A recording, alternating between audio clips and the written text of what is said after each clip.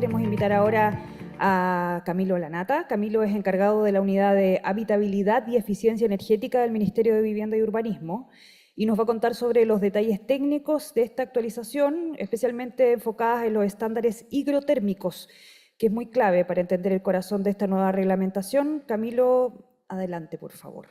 Buenos días, gracias por su asistencia. Los que están conectados online también, espero que a través de todas las regiones del país, gracias a la conectividad que nos ofrece la tecnología y el soporte de la cámara. ¿Sí? ¿Ahí está bien? Gracias. ¿Dónde está José Pedro? Voy a tener que desilusionarte una vez más porque no voy a poder referirme a todos los temas que plantearon anteriormente, menos a las opiniones. Yo les voy a presentar los estándares. Tampoco me voy a remitir a los procesos anteriores ni a los juicios de valor que se han emitido. Solo les voy a dar un dato, anótenlo por ahí, registros técnicos, normastécnicas.minbu.cl, ahí están todas las normas técnicas oficiales, las que crean el decreto 10 de los registros de los laboratorios del MIMBU y las que están en la ordenanza, para que las puedan consultar.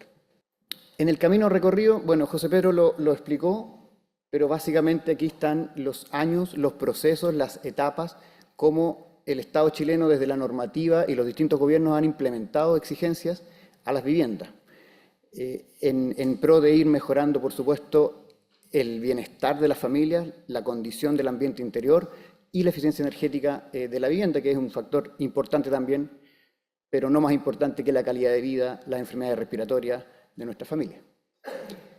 El 2012 aparece la calificación energética, un instrumento de calificación, no define un estándar, sino que establece un mecanismo de medida de la eficiencia energética de la vivienda, por lo tanto, una letra no es un estándar, sino que es una expresión del resultado de esa vivienda comparada con ella misma, además, es autorreferente, no es un estándar igual para todas las viviendas.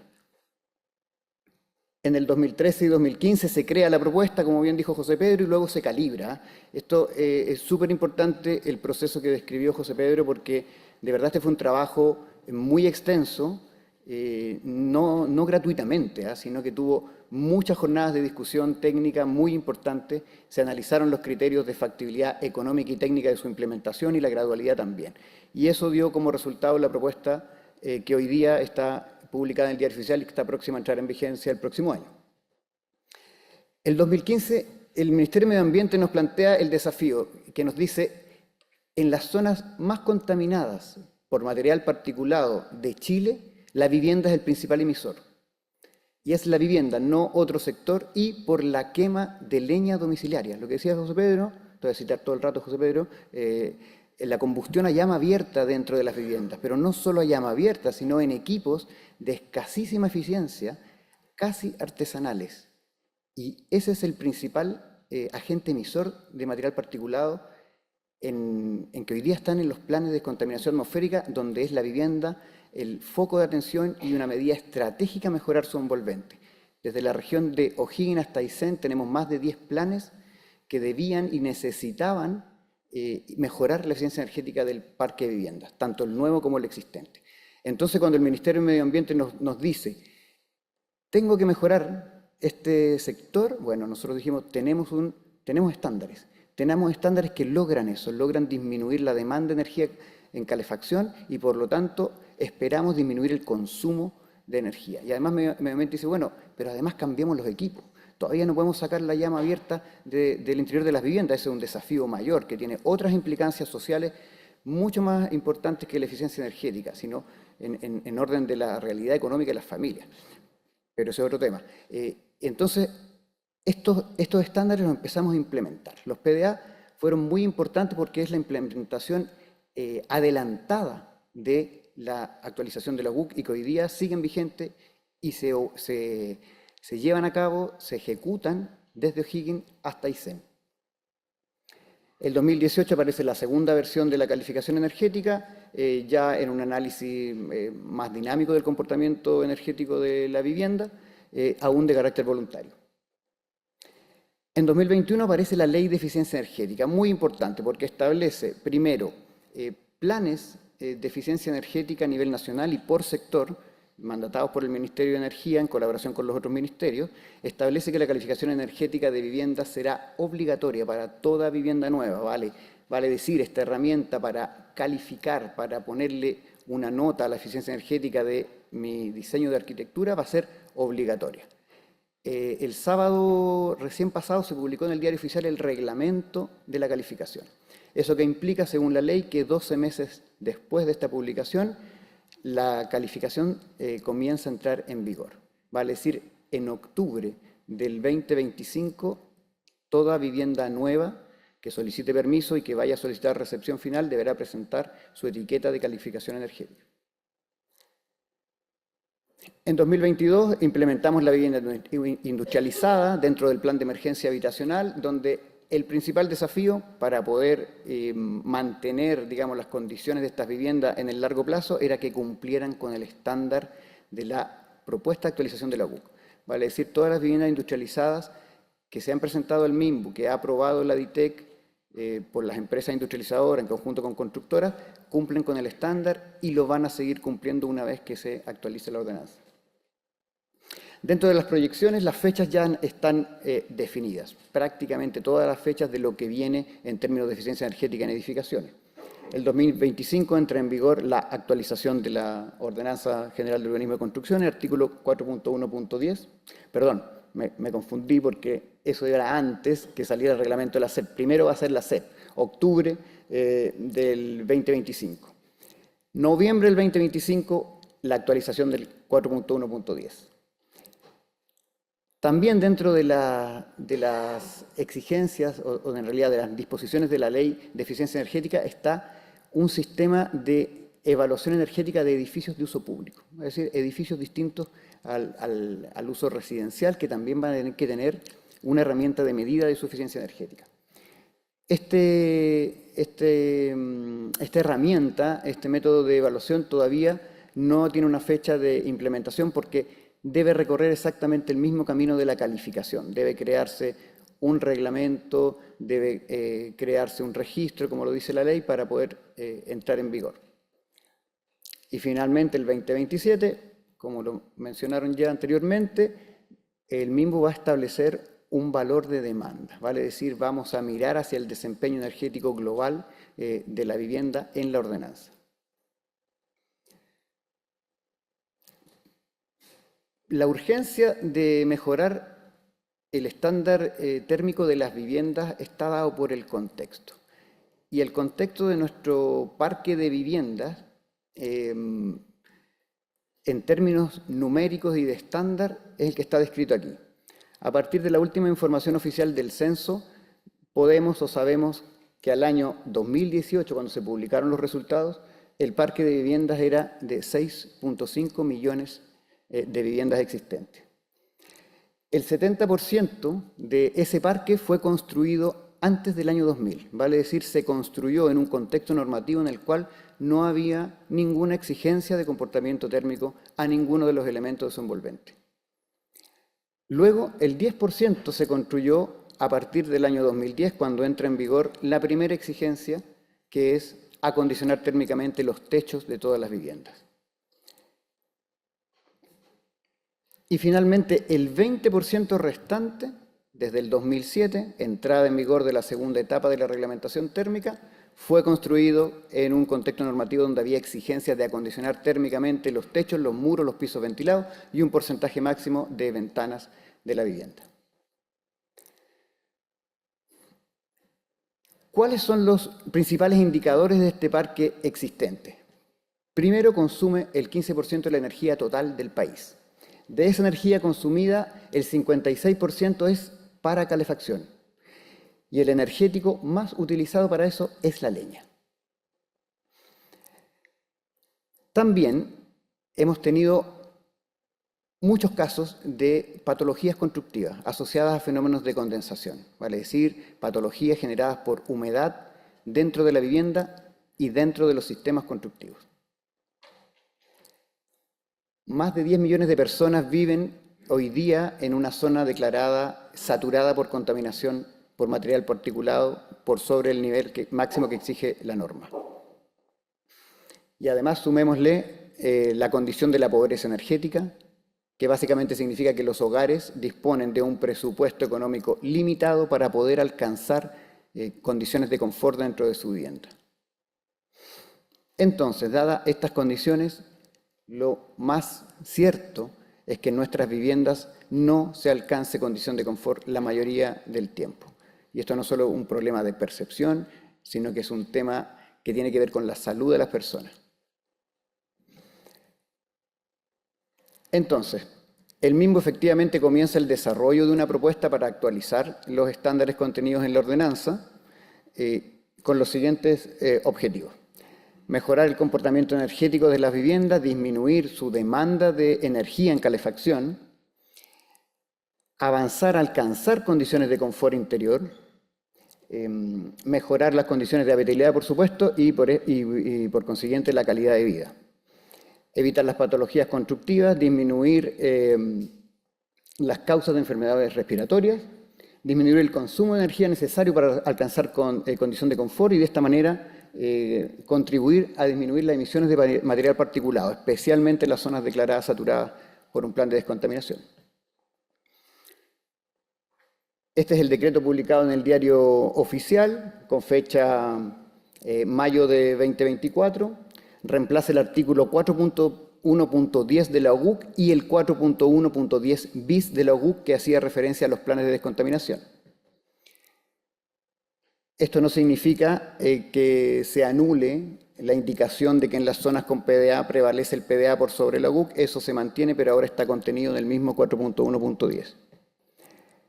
Esto aplica a las edificaciones del uso residencial y del equipamiento de las clases de educación y salud, excluidos los cementerios y crematorios.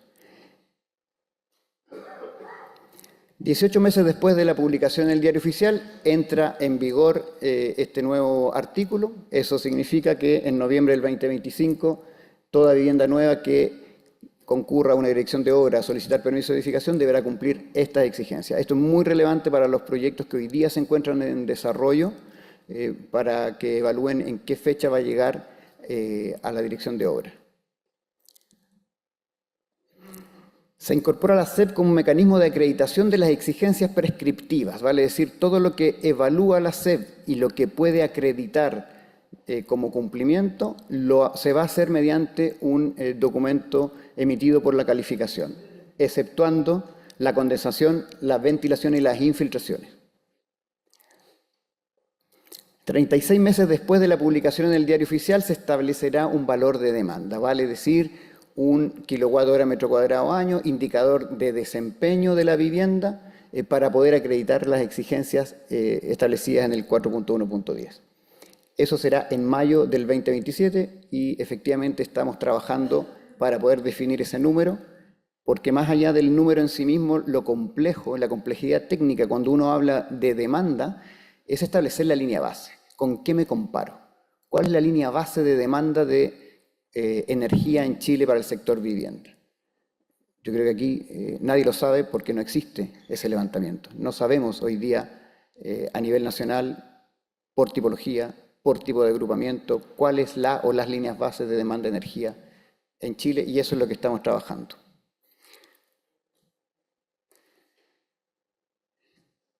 Como yo les comentaba, los planes de descontaminación permitieron implementar de manera anticipada estas exigencias. Pero además el MIMBU tomó la decisión de implementarlos en sus programas. Ahí están mencionados los distintos programas e iniciativas en el cual el MIMBU ya está implementando estos estándares. Entonces, además de las zonas que tienen PDA, tanto vivienda nueva o existente, están los proyectos del DS49 en la región metropolitana, decisión que tomó el año 2018 la directora Serviu para justamente terminar con los problemas de hongos y moho que afectaban a las viviendas de esta región, que aún cumpliendo la reglamentación térmica vigente hoy en el 4.1.10 tenían problemas de moho y hongos. En proyectos del DS19, ustedes saben, son proyectos de integración social, que generalmente son concursos, donde estos estándares también se aplican.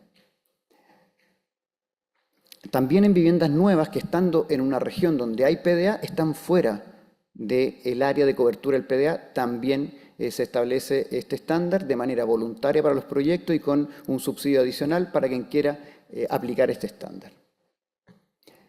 En los proyectos de acondicionamiento térmico de condominios, generalmente edificios de departamento, también aplicamos este estándar.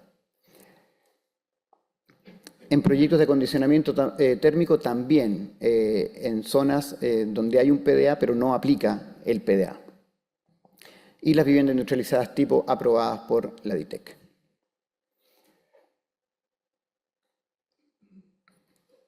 Como ya lo mencionó José Pedro, para poder implementar estas nuevas exigencias se definió una nueva zonificación térmica. Se generaron aumentos de exigencias a los elementos que ya existían y algunos cambios también de exigencias a los elementos que ya están presentes en el 4.1.10. Y se establecen nuevas exigencias.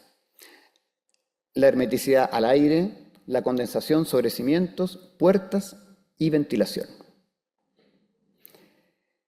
La nueva zonificación térmica tuvo por misión corregir algunas falencias de la actual reglamentación térmica todavía, ¿cierto? Que es la que todos conocemos, que tiene 7 zonas térmicas denominadas con número. Hay varios ejemplos de imprecisiones de esa zonificación. Creo que una de las más patentes es que Calama y Valparaíso están en la misma zona térmica, cuestión que al menos resultaba extraño. Por lo tanto, la exigencia a Calama y a Valparaíso era exactamente la misma en términos de elementos del envolvente. Bueno, esta zonificación pretendió corregir ese y otros errores considerando los grados de días de calefacción, pero en base a las temperaturas medias mínimas y máximas. Considerando la oscilación térmica que se da en los distintos climas nacionales, considerando el efecto de la radiación solar, y eso generó 9 zonas térmicas que tenía bastante sentido porque se parecen mucho a la zonificación climática habitacional que ya está presente en la norma 1079. Y se definieron por letras esta nueva zonificación térmica y además se incluyó en la norma 1079 del año 2019, donde hoy día ustedes la pueden consultar y están presentes ambas zonificaciones. Además, en esa norma se ajustaron los mapas de la zonificación climática con mapas nuevos, georreferenciados, y también está la térmica presente con su definición y también con mapas actualizados. Ahí pueden ver ustedes algunas comunas representativas de las zonas térmicas y en cuál de estas zonas hoy día hay PDA, por lo tanto, qué estándares estamos implementando ya.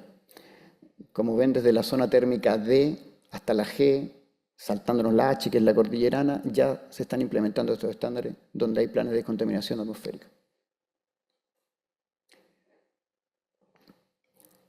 Ahí ustedes pueden ver las exigencias, el aumento de exigencia en relación a lo que hoy día existe en la UC, techos, muros, pisos ventilados. Ahí están los valores máximos de transmitancia térmica exigidos para los elementos de la envolvente. Muy importante recalcar lo que decía José Pedro, en el proceso de calibración hubo un ajuste a los valores en función, por supuesto, de las capacidades técnicas de la industria, del mercado, para poder responder a esta exigencia.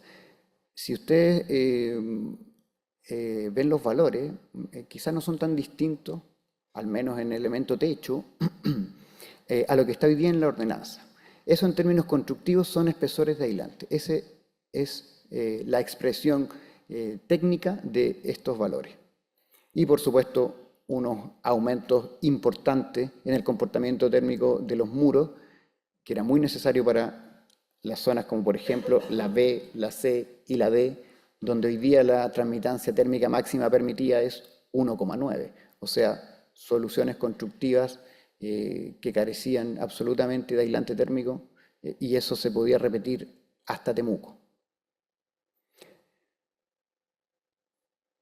Los mecanismos de acreditación son exactamente los mismos que están hoy día en la UC, donde está permitido acreditar mediante el indicador de R100, mediante el listado térmico, informes de ensayo en relación a las normas que están ahí citadas y memorias de cálculo también conforme a las normas que ahí están citadas. Es muy relevante hoy día que la industria pueda ofrecer soluciones e incorporarlas a los listados térmicos. La alternativa de acreditación del listado térmico es la más usada en la presentación de proyectos a las direcciones de obra. Eso no cabe duda, no hay otra más usada que no sean los listados, pese a que la ordenanza te permite acreditar con las alternativas que están ahí señaladas. Por lo tanto, hoy día el listado térmico tiene aún mayor importancia porque aquí es donde debemos ver la respuesta de la industria y de los proyectistas y constructoras a las exigencias. Esto es un número, es un valor, pero constructivamente esto debe abrir el camino no solo para la innovación, sino para la producción nacional o productos importados que den respuesta a estos estándares. En relación a los cambios de exigencia está la exigencia de ventanas. Aquí se establece que hay un máximo de superficie de ventanas, esta vez por orientación. Y además, según la propiedad térmica de la ventana, vale decir el valor de transmitancia térmica de la ventana, mayor posibilidad vidriada por orientación de instalar. Como exigencia para techos, se mantiene la que estaba en la UC hasta el día de hoy, que como máximo, la transmitancia térmica en una ventana de techo tiene que ser 3,6. Dentro de las edificaciones de uso residencial, aquellas destinadas a hoteles están exceptuadas de cumplir esta exigencia. Y deberán cumplir lo que está dicho para educación y salud, que no lo vamos a abordar en este momento, pero establece transmitancias térmicas, no establece porcentajes ni ninguna otra restricción a la ventana más que una transmitancia térmica máxima según zona térmica. Como les comentaba, mientras mejor es la ventana, mayor superficie puedo yo proyectar, llegando incluso al 100% en algunas zonas, y en algunas zonas sí, por supuesto, que la ventana con transmitancia 5,8 no se permite para absolutamente en ningún porcentaje. Aquí está más o menos la correlación entre lo que hoy día está en la UC y este ajuste que se hizo o este cambio a traducir los porcentajes que estaban en 3 peldaños de comportamiento térmico a la cantidad de peldaños que ustedes ven ahí. La propuesta original de la NTM11 que comentó José Pedro tenía unos peldaños muy parecidos a estos 3 que están aquí. Monolítico, 3,6 a 2,4 e inferior a 2,4.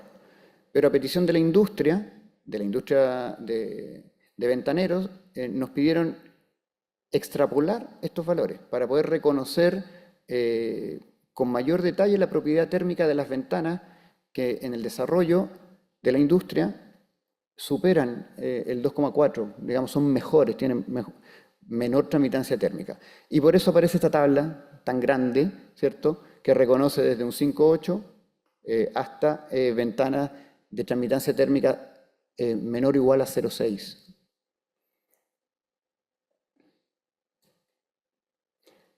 Estos son los 3 peldaños que yo les explicaba, de la UC actual versus la actualización, y los rangos de transmitancia están más o menos en ese orden. Esta tabla, que parece tan grande y difícil de leer, en realidad se limpia fácilmente cuando yo entro al proyecto de arquitectura, que es a través del emplazamiento. Yo cuando estoy proyectando sé dónde estoy emplazado, ¿no? O dónde va a estar emplazado mi edificación. Y por ejemplo, para la zona térmica D, y cuando tengo definida ya la ventana, supongamos una transmitancia 3,6, en realidad lo que yo tengo son 3 valores máximos a cumplir, según el valor de transmitancia térmica de mi ventana. ¿Esto qué significa? Que en una vivienda, para la orientación oriente y poniente, que tiene exactamente la misma exigencia, la superficie de ventanas debe corresponder máximo al 53% de la superficie total de los muros de esa orientación.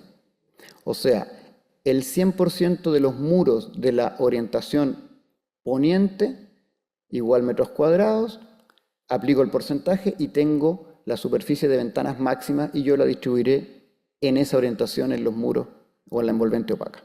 Lo mismo ocurre en el oriente porque tiene la misma exigencia y lo mismo ocurre al sur con su respectivo porcentaje y al norte con su respectivo porcentaje para la ventana de transmitancia 3,6.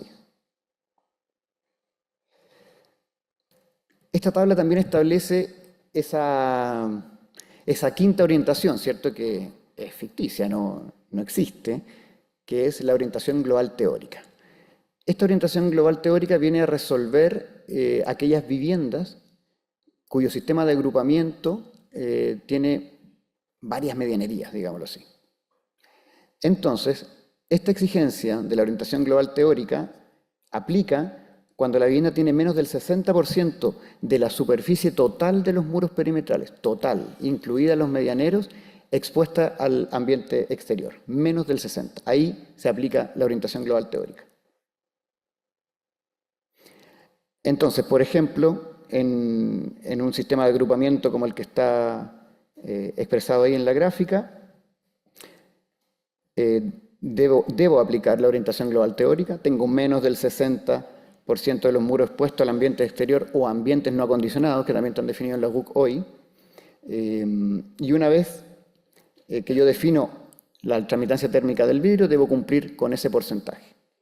Entonces, la superficie total de ventanas, indicadas ahí en verde, debe ser igual o menor al porcentaje indicado en la tabla según el valor U de la ventana, aplicado a la superficie total de los muros, incluyendo los medianeros. Los medianeros suman a la superficie total de muros perimetrales y sobre esos metros cuadrados totales se aplica el porcentaje de la orientación global teórica en función de la transmitancia térmica de mi ventana.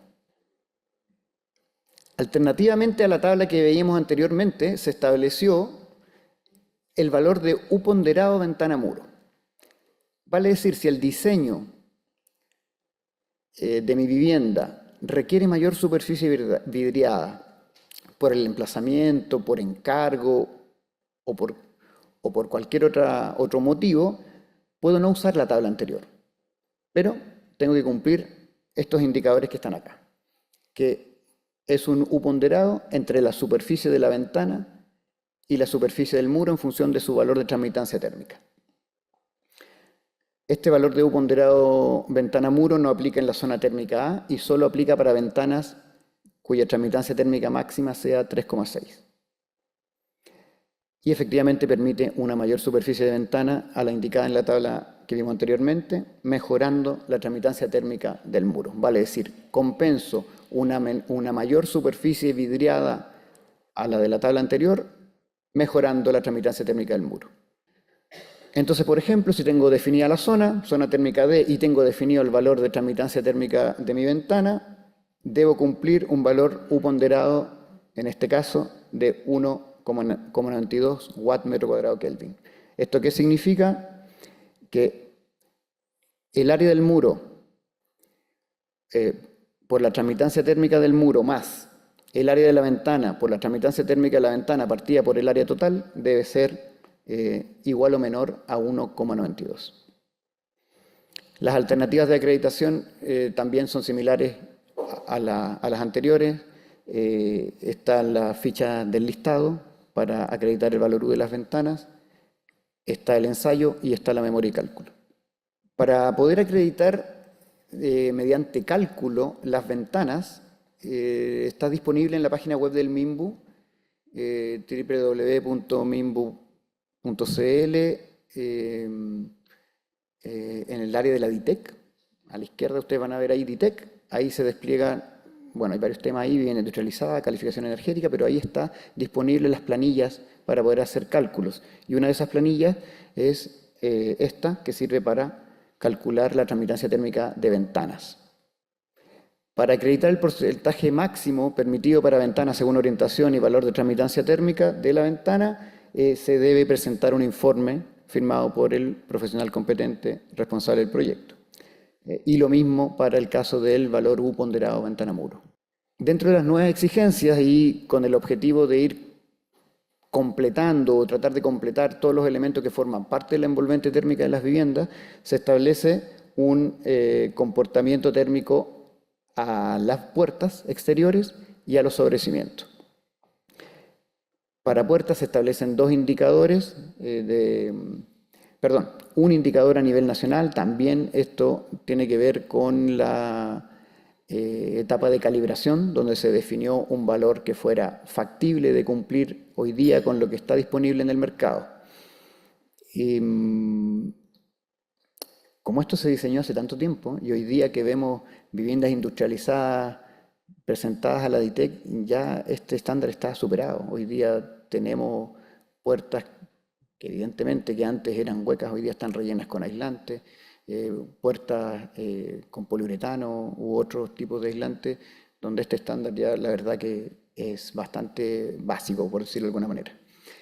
Y la otra exigencia tiene que ver con aislar térmicamente los sobrecimientos. Ese pequeño elemento, ¿cierto?, de hormigón que queda expuesto al ambiente exterior y que era muy propenso a generar condensación, porque es un puente térmico, evidentemente, se exige aislarlos térmicamente. Y aquí también hay que incorporar un material aislante que cumpla con un R100 mínimo.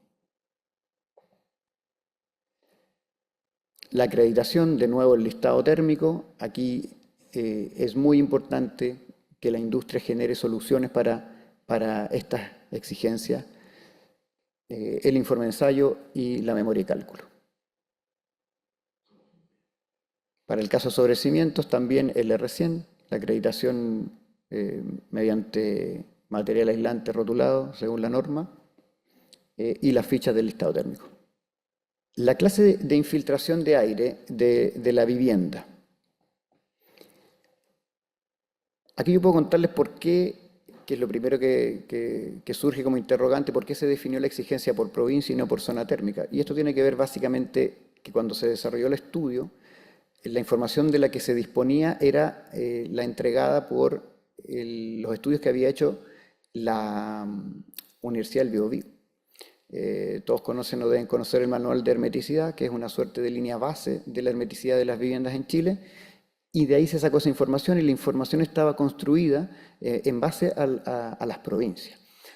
Esa información fue aportada por la universidad y eso fue lo que se plasmó en la propuesta. Entonces las exigencias de hermeticidad están en función de la provincia y en función de este comportamiento analizado mediante ensayo, mediante el ensayo de puerta del blower de Ortiz o del ventilador. Por lo tanto, los valores que están ahí son renovaciones aire-hora medidos a un diferencial de 50 pascales, que es al cual se hace el ensayo en terreno. Y ahí, por supuesto, la complejidad de llevar este mecanismo de acreditación, como decía José Pedro, a todas las viviendas y a todas y cada una de las viviendas de un proyecto. Entonces, las viviendas deben cumplir con ese estándar como máximo. Esas son las renovaciones aire-hora a 50 pascales máximo que puede tener una vivienda según la provincia donde se emplace el proyecto. Las edificaciones destinadas a hoteles están exceptuadas de cumplir esa exigencia también. Entonces, y esto tiene que ver cómo quedó el documento final después de la tramitación en Contraloría. La acreditación es el ensayo en terreno. Es el ensayo mediante el Blauerdor conforme a la norma 3295. Y además esto, evidentemente, tiene que ser con obra terminada. O sea, lo realizo y lo presento a la dirección de obra antes de solicitar la recepción definitiva.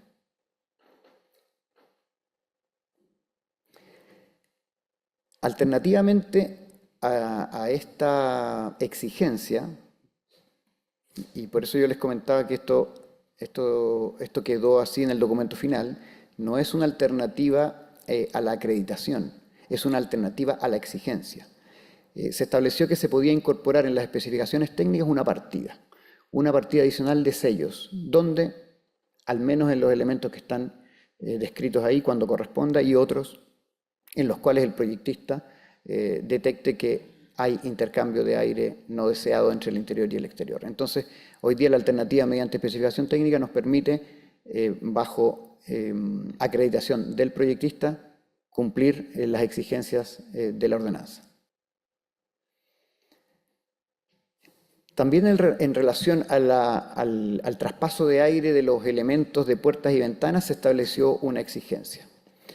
Los valores que están ahí tienen que ver con la clase final de permeabilidad al aire de estos elementos, esta vez sí ensayada en laboratorio. Vale decir, los elementos puertas y ventanas no solo tengo que conocer su comportamiento térmico, sino su comportamiento ante el paso de aire de dichos elementos. Para acreditar esto, está la norma 3296 y 3297, una es de ensayo y otra de clasificación, que me da el número final.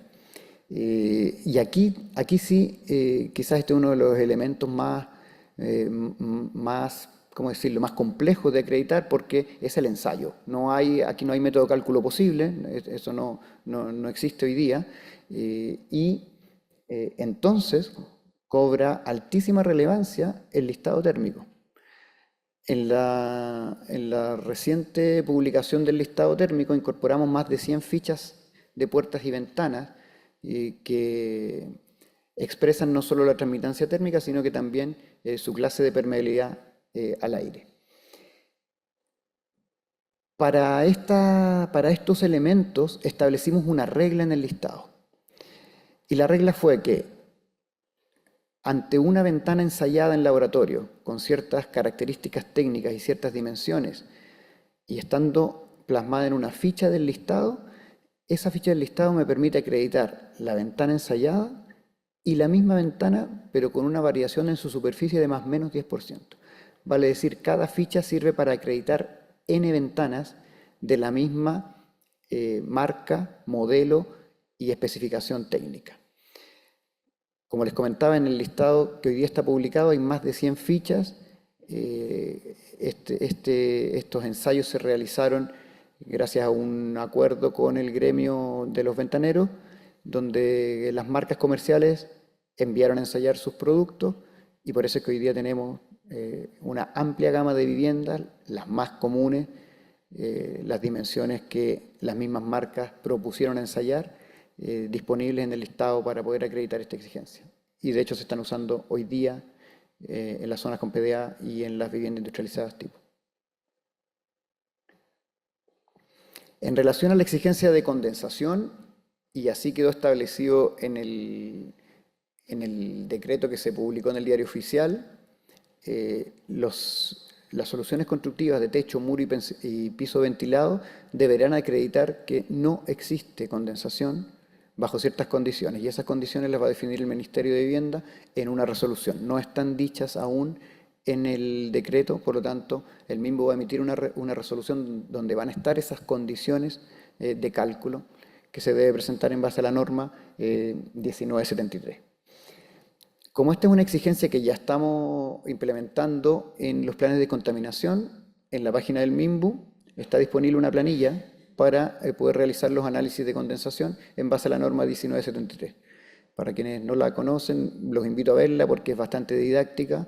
Hay bases de materiales con un sinnúmero de materiales de distinto tipo: revestimiento, barreras de humedad, barreras de vapor, aislantes, elementos estructurales, en el cual uno consulta la biblioteca, crea su propia biblioteca y después ordena el sistema constructivo desde el exterior al interior, y la planilla te hace un análisis completo de cuál es el riesgo de condensación a distintas humedades relativas del ambiente interior. Y para una condición climática que está dada por el emplazamiento, en este caso también la provincia, que era el dato climático del cual disponemos.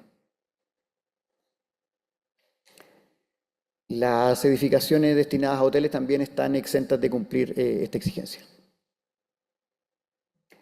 En relación a la ventilación, esta está establecida para todas las zonas térmicas por igual, y aquí la exigencia es bastante abierta en términos de diseño, y eso debiese ser una tarea del proyectista o bien del experto en ventilación del proyecto, para cumplir los caudales que están mencionados en estas normas, 3308 y 3309, según corresponda, y esa es lo que debería cumplir el proyecto de ventilación. Esto se acredita mediante un informe de acreditación de cumplimiento de lo que establecen ambas normas. También esta es una exigencia que estamos implementando ya hace varios años y para poder implementarla hay dos recursos disponibles. Uno que es una ficha tipo de ventilación que aplica generalmente a ciertas superficies y volúmenes de aire de vivienda más o menos estándar, donde se establece los dispositivos de intercambio de aire, los dispositivos de paso de aire, traspaso de aire y los dispositivos de extracción forzada de aire. Y adicionalmente hay una planilla que sirve para equilibrar caudales, según yo especifique dispositivos de circulación de aire y de extracción, baño y cocina, y los otros recintos de la vivienda. También están disponibles en la página web del mismo. En relación a los resultados esperados de esta actualización y a los desafíos que esta nos plantea, cabe mencionar como los más relevantes: disminuir un 30% la demanda de energía en calefacción de las viviendas, esto es un promedio país; aproximarse a la condición de confort dentro de las viviendas; evitar patologías constructivas provocadas por condensaciones y ojalá las enfermedades respiratorias que éstas pueden provocar; contribuir a disminuir las emisiones de material particulado, especialmente en las zonas con planes de descontaminación a causa de la quema de leña; y por supuesto mejorar la calidad de vida de la población. Desde el punto de vista del aporte esperado de la industria, como les decía, es fundamental ofrecer soluciones constructivas. Y aquí el diseño de las soluciones constructivas energéticamente más eficientes, pero también más sustentables, es un desafío que hoy día tenemos, no solo porque lo diga esta norma, sino porque la crisis climática nos obliga a ello.